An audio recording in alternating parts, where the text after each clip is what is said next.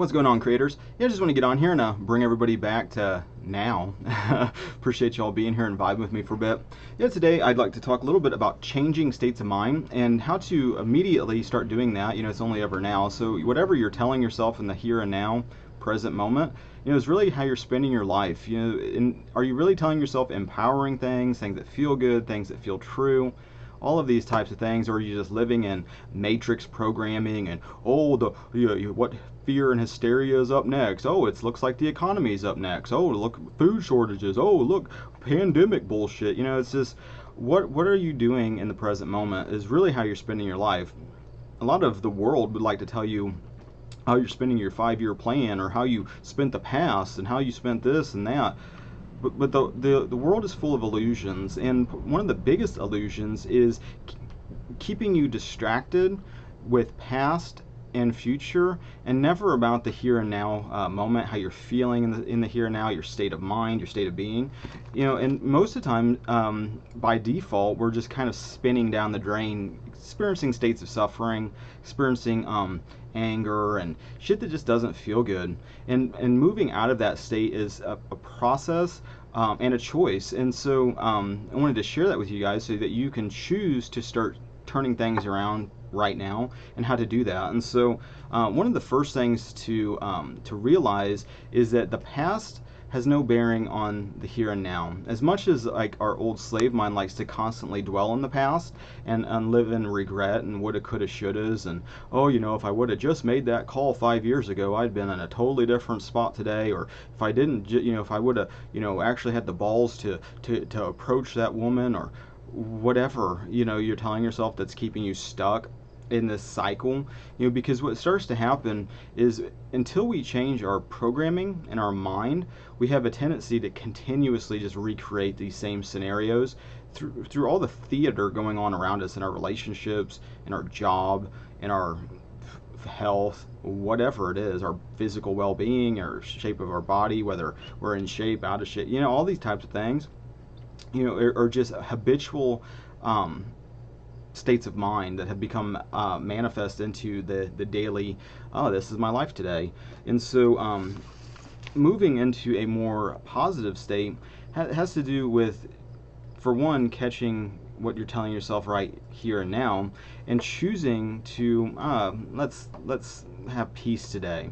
So much of our problems in our day-to-day thought life have to do with trying to obtain some sort of peace through either the doing of something, through an achievement, through a relationship, all of these external means. But making the choice to just be at peace right here and now is something you can start to do.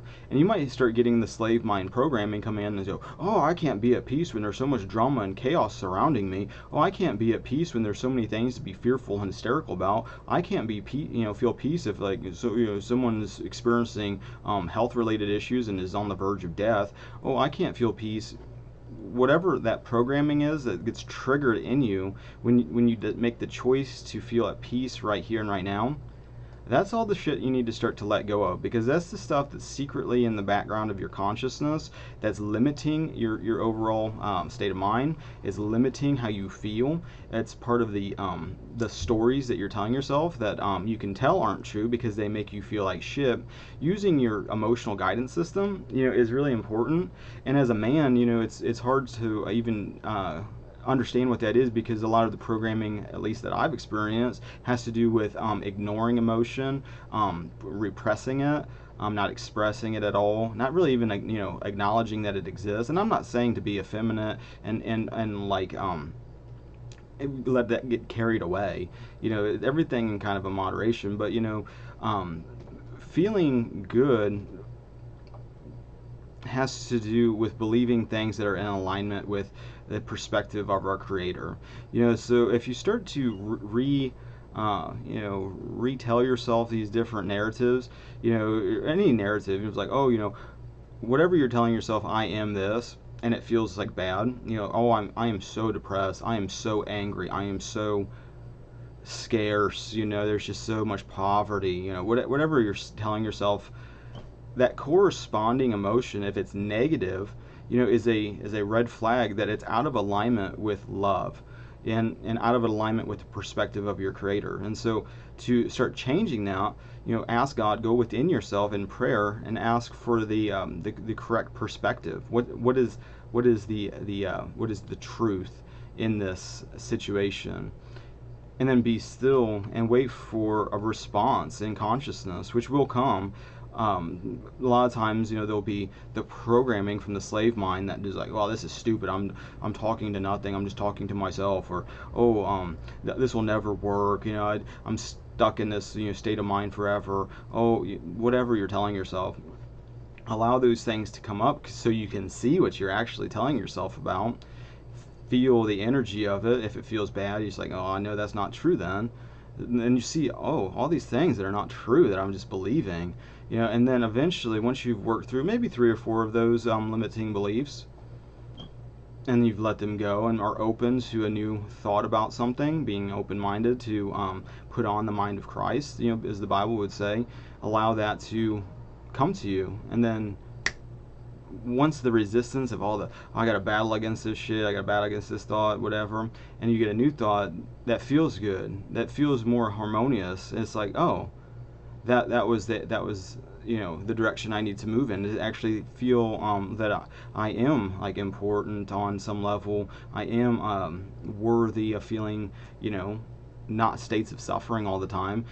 God, it says very clearly in the Bible. I don't know why, and I guess I kind of do, but because I've done it to myself, these self-imposed states of suffering, it's like, and especially sacrificing your energy and your time and everything to please some external deity, when the Bible God doesn't want your sacrifices. The sacrifice has already been made by Jesus, and you and Jesus are connected, so it's like the more that you embody, and follow Jesus, the more you play out that life, and the more that the things that said of Jesus you will experience personally, and it'll be connected with you, because Jesus, according to the Bible, is within you, and the more that you believe that, the more that you start to see that reflecting into the circumstances and events of your life, because everything is just a big mirror to consciousness, and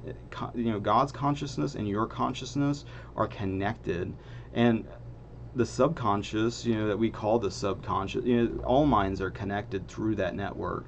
Whether you believe that or not is entirely up to you, but as you believe it, you see it more and more so. It's like whatever you believe, empowering or disempowering, will be reflected into the situations of your life. And that's why stewarding is such an important concept in changing your state of mind, because so many times we can get trapped in these states of desiring and wanting, and like this magical you made it future utopia moment where everything is just fucking rosy and great and whatever. And in that, we're rejecting reality in the present moment all the time, allowing these disempowering, fear-based, these thoughts of separation, and you're separate from God, and separate from people, and separate from situations, all of these things.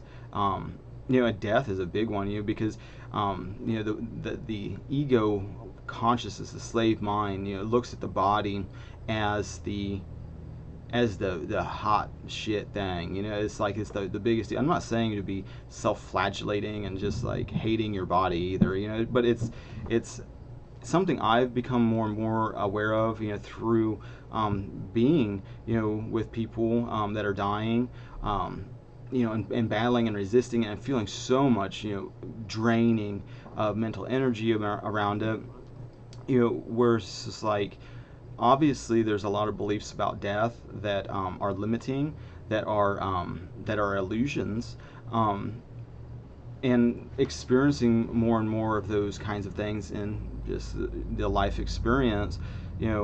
What you resist persists, and that's a statement that you can put to the test for yourself. Jesus made it clear, don't resist evil, but what did Jesus say? Turn from it, or let me pull it up. Resist, type this in, resist not But I say unto you, this is Matthew 5, verse 38 to 48.